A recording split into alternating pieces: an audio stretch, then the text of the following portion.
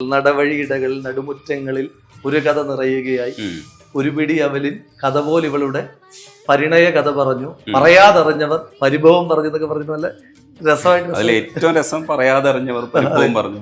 ഞാൻ എന്റെ വീട് റെനോവേറ്റ് ചെയ്തപ്പം ബാത്റൂമിനകത്തൊരു സ്പീക്കർ, ആഡംബരമൊന്നുമല്ല കേട്ടോ, ആഗ്രഹങ്ങളാണ്. സ്പീക്കർ ചെയ്ത ഒരാളാണ്. ഓർമ്മിക്കുവാൻ ഞാൻ നിനക്കെന്ത് നൽകണം, ഓർമ്മിക്കണം എന്ന വാക്ക് മാത്രം, എന്നെങ്കിലും വീണ്ടും എവിടെ വെച്ചെങ്കിലും കണ്ടുമുട്ടാമെന്ന വാക്ക് മാത്രം. ഈ യൂത്ത് കോൺഗ്രസിന്റെ നേതൃത്വത്തിലേക്ക് എത്തുമ്പോഴാണോ എപ്പോഴാണ് അമ്മയ്ക്ക് തോന്നി തുടങ്ങിയത് ഇവൻ നന്നാവും?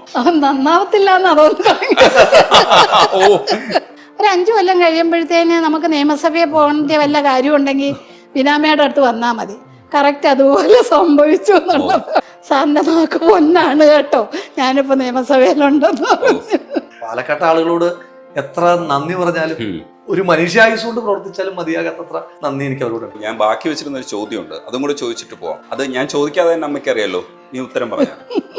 ശരി എന്നാ. അങ്ങനെ അങ്ങ് വിടാൻ നിശ്ചയിച്ചിട്ടില്ല. പിന്നെ ഇടയ്ക്കിടയ്ക്കുള്ള ഈ ജയിലിൽ പോക്കെ ഉണ്ടായിരുന്നു.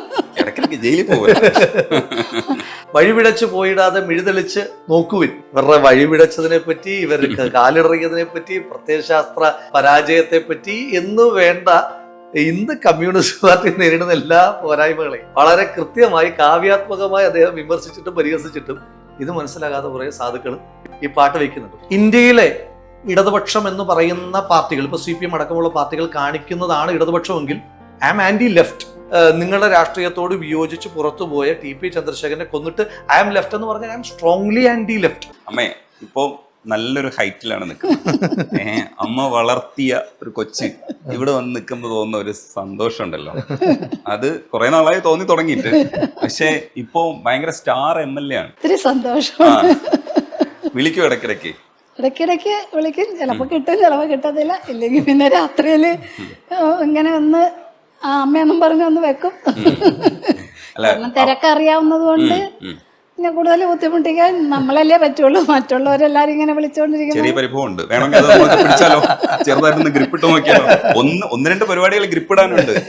ഇവരെല്ലാവരും ചോദിക്കാൻ ആഗ്രഹിക്കുന്ന ഒരു ചോദ്യമുണ്ട്, ഞാൻ ചോദിക്കൂല എന്ന് പറഞ്ഞപ്പോഴത്തേക്ക് അമ്മ പറഞ്ഞു അത് നമുക്ക് സ്കിപ്പ് ചെയ്യാം.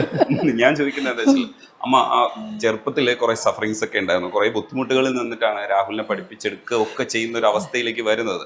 അമ്മ മാത്രമേ ആ സമയത്ത് ഉണ്ടായിരുന്നുള്ളൂ. പക്ഷെ ചെക്കൻ വളർന്ന് മര്യാദക്കാരനായി എന്ന് തോന്നുന്ന ഒരു സ്റ്റേജ് എത്തുമല്ലോ, കുഴപ്പമില്ല എന്ന് തോന്നിയതാ. അത് എപ്പോഴാണ് ശരിക്കും ഈ യൂത്ത് കോൺഗ്രസിന്റെ നേതൃത്വത്തിലേക്ക് എത്തുമ്പോഴാണോ എപ്പോഴാണ് അമ്മയ്ക്ക് തോന്നി തുടങ്ങിയത് ഇവൻ നന്നാവും എന്ന് തോന്നി തുടങ്ങിയത്?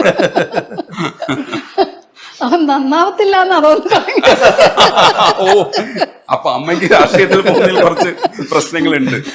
അല്ല, അതെല്ലാ അമ്മമാരുടെ ഒരു ഇതാണല്ലോ, ഒരു കൺസേൺ ആണല്ലോ. പിന്നെ ഈ ഡൽഹിയിലേക്കൊക്കെ പറഞ്ഞ് വിടുമ്പം ഉണ്ടായിരുന്ന ഒരു സന്തോഷം തന്നെ ഇതിന്റെ കാര്യത്തിൽ തീരുമാനമായി. പഠിക്കുന്നുണ്ടായിരുന്നു സ്കൂളിലൊക്കെ പഠിക്കുന്ന സമയത്ത് ഈ MBBS BTechകളുടെ ട്രെൻഡിങ് സമയമാണ്. അപ്പം പിന്നെ +2 കഴിഞ്ഞ് എന്ത് ചെയ്യുന്നു ചോദിക്കുമ്പോൾ റിപ്പീറ്റ് ചെയ്യുന്നു എന്ന് പറയുന്ന ഒരു ട്രെൻഡായി നിൽക്കുന്ന ഒരു സമയത്താണ്. കോച്ചിങ്ങിന് പോകുന്നതൊക്കെ പറയുന്ന സമയത്ത്. അപ്പോൾ അതിന് എനിക്ക് ആർട്സ് സബ്ജക്റ്റ് എടുക്കാനുള്ള ഒരു താല്പര്യമുണ്ട്, ഹിസ്റ്ററി എടുക്കാനുള്ള ഒരു താല്പര്യമുണ്ട്. ഞാൻ അതിനെ വിദഗ്ധമായി സ്കിപ്പ് ചെയ്ത് വേറെ അപ്പം അമ്മയോടൊക്കെ പറയുമ്പോൾ കുറച്ചും കൂടെ നല്ല കാരണമല്ലേ എന്ന് പറയാൻ പറ്റുള്ളൂ. സിവിൽ സർവീസ് നമുക്കറിയാം, നമ്മളെ കൊണ്ട് കൂട്ടിയെ കൂടില്ല നമുക്കറിയാം. അപ്പൊ അതുകൊണ്ട് അങ്ങനെ പറഞ്ഞ് ഹിസ്റ്ററി എടുത്തു. അപ്പൊ പിന്നെ ഡിഗ്രിക്ക് അത്യാവശ്യം തെറ്റല്ലാത്ത പെർഫോമൻസ് ഉണ്ടാകും. അപ്പൊ അത് കഴിഞ്ഞിട്ട് ഡൽഹിക്ക് പോകുമ്പോൾ ഡൽഹി നമ്മൾ വേറെ എക്സ്പോഷറാണ് ഉദ്ദേശിക്കുന്നത്. അപ്പൊ വീട്ടിൽ നമ്മൾ പറഞ്ഞ കാരണം എന്താ, ഇങ്ങനെ സിവിൽ സർവീസിന് ഇവിടെ ഞാൻ പോകുന്നു അങ്ങനെ ഉണ്ട്. അല്ല, അതിന് രസകരമായ ഒരു എക്സ്പീരിയൻസ് ഉണ്ട്. ഇപ്പം നാട്ടില് ഒരാള് അപ്പം എപ്പൊ കണ്ടാലും നമ്മളെ ഇങ്ങനെ ചീത്ത പറയെന്ന് പറഞ്ഞാൽ ഇങ്ങനെ സ്നേഹത്തോടെ പറയും. പിന്നെ നീ നന്നാവാനുള്ള ഉദ്ദേശമൊന്നുമില്ല, ഇങ്ങനെ രാഷ്ട്രീയം കളിച്ച് നടന്നു എന്തെങ്കിലും പണിക്ക് കൂടെ എന്നൊക്കെ പറഞ്ഞിട്ട് ഇങ്ങനെ രാഷ്ട്രീയം എന്ന് പറഞ്ഞാൽ ഭയങ്കര മോശമായിട്ടുള്ള സാധനമായിട്ട് ഇങ്ങനെ എപ്പോൾ കണ്ടാലും പറയും. യൂത്ത് കോൺഗ്രസ് പ്രസിഡന്റ് ആയപ്പോൾ അവർ പറഞ്ഞു, നീ ഇങ്ങനെ അങ്ങ് നടന്നു, പിന്നെ കൂടുതലുള്ളവർക്കൊക്കെ ജോലിയായി, ഈ രാഷ്ട്രീയം കളിച്ച് നടക്കാന്നൊക്കെ പറഞ്ഞു. അപ്പോൾ ഈ MLA ഇപ്പം ഇയാൾ വന്നിട്ട് പൊന്നാടയൊക്കെ ഇട്ടിട്ട് എല്ലാവരും അഭിനയിച്ച് ഞാൻ അന്നേ പറഞ്ഞതാ ഇവനൊരു ആളാകുമെന്ന് പറഞ്ഞത്. അങ്ങനെയൊക്കെയുള്ള രസങ്ങൾ ഉണ്ടാകാറുണ്ട്. അമ്മയുടെ മനസ്സിലെ ടെൻഷൻ മാറിയില്ല ഇപ്പോഴും? ഇപ്പൊ ടെൻഷൻ മാറി, അങ്ങനത്തെ പ്രശ്നമൊന്നുമില്ല. കാരണം ടെൻഷനാണ്. അല്ല, ഈ പറഞ്ഞതിൻ്റെ ഡൽഹി പോയപ്പോൾ ഞാൻ വിചാരിച്ചു എന്തായാലും ഈ ഒരു പാത പിന്തുടരത്തില്ലല്ലോ, അങ്ങ് പോയല്ലോ. രാഷ്ട്രീയത്തിന്റെ അസുഖം മാറി കിട്ടുന്നില്ല. ആ പക്ഷേ അപ്പോഴും ഞാൻ ചോദിക്കും സിവിൽ സർവീസിൻ്റെത് അതെന്താ 35 വയസ്സ് വരെ എഴുതാം, പ്രശ്നമൊന്നുമില്ലല്ലോ എന്നിങ്ങനെ പറയും. എന്നാൽ ശരി ആയിക്കോട്ടെ. ആയതുകൊണ്ടല്ലേ കാണിച്ചു തരാം. ഡൽഹി പോയിട്ട് വന്നു കഴിഞ്ഞപ്പോഴത്തേനും ഞാൻ വിചാരിച്ചു ഇനി അവിടെ പോയിട്ട് ഫസ്റ്റ് ഇയർ കഴിഞ്ഞ് വന്നപ്പോൾ മനസ്സിലായി ഇത് ശരിയാവത്തില്ല. പിന്നെ ഞാൻ തീർത്തങ്ങ് വിചാരിച്ചു ഇനി അവൻ്റെ പാത അതാണല്ലോ.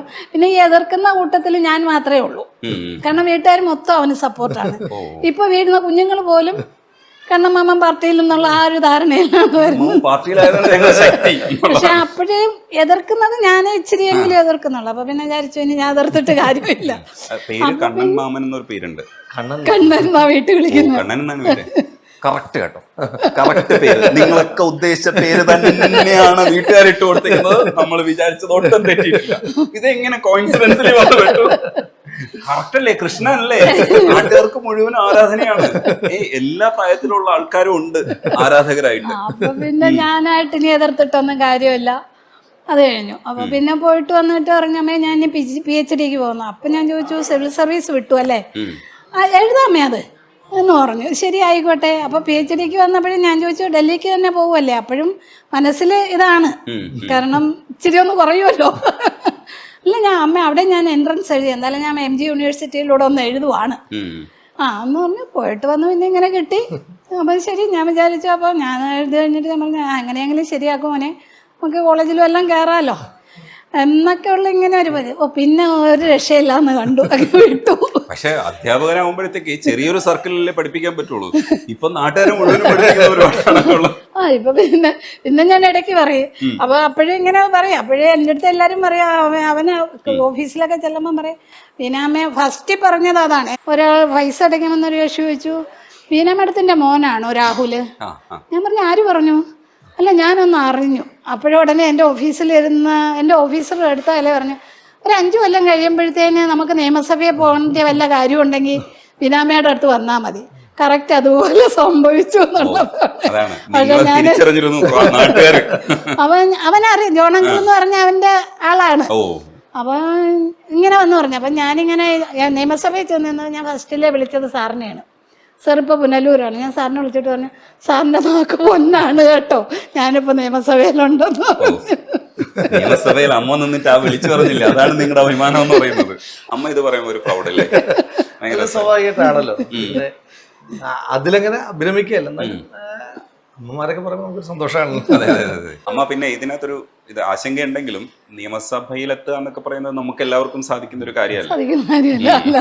സർക്കാർ ഉദ്യോഗസ്ഥരാവാൻ പലർക്കും കഴിഞ്ഞേക്കും. പക്ഷെ നിയമസഭയിലെത്തിയിട്ട് വർത്താനം പറയാം.